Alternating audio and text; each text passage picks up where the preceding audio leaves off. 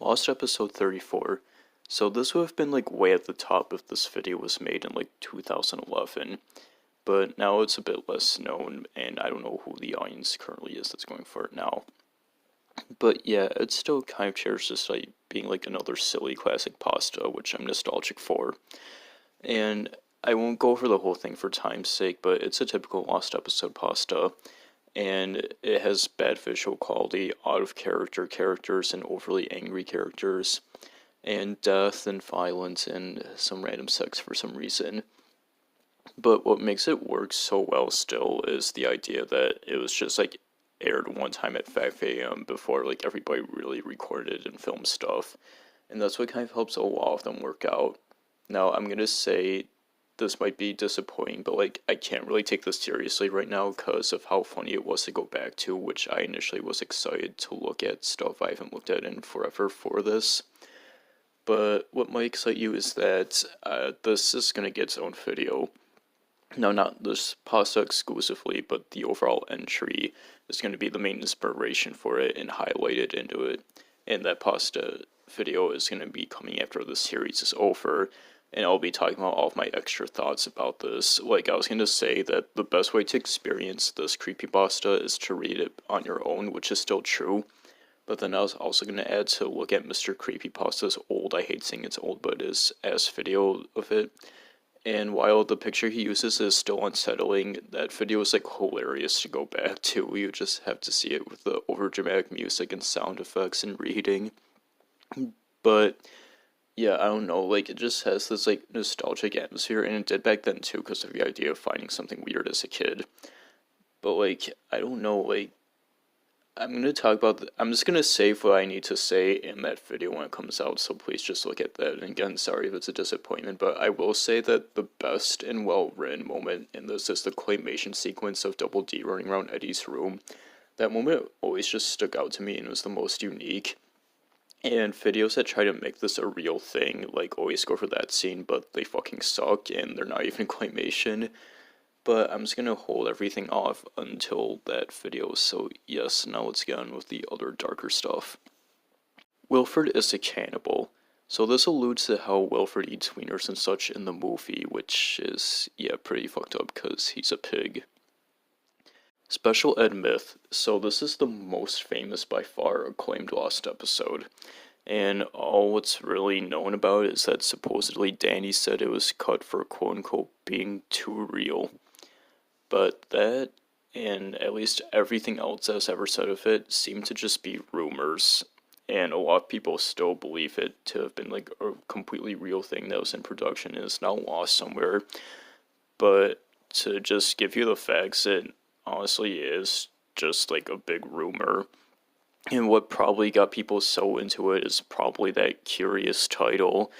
And when you think about it, like, do you really think they would let them make an episode with that title name? I mean, nobody talks about the other supposed Lost episodes that Metropolis listed once. But yeah, sorry to go over that real quick, but like, I'm not gonna go be like, oh, it's a super dark thing, but yeah, it was just a rumored Lost episode that never happened. Scoot. Scoot is an extra character who appears in the Tune Dates bumper where Ed is dating Daphne, and he's the drive-thru guy.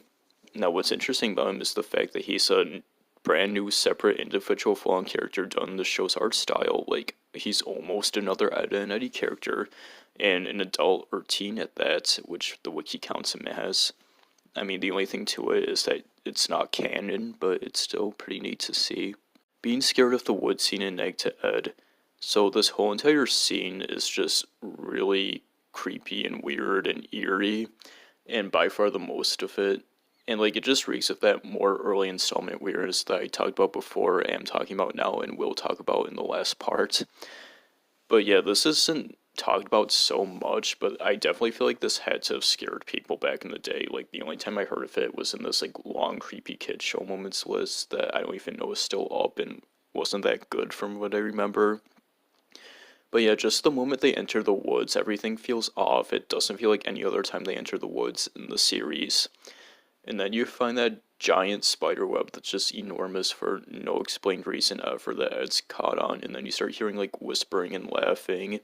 And it's so distressing when they're trying to pull Ed off. Like, it's definitely like the most overly tense moment in the series by far.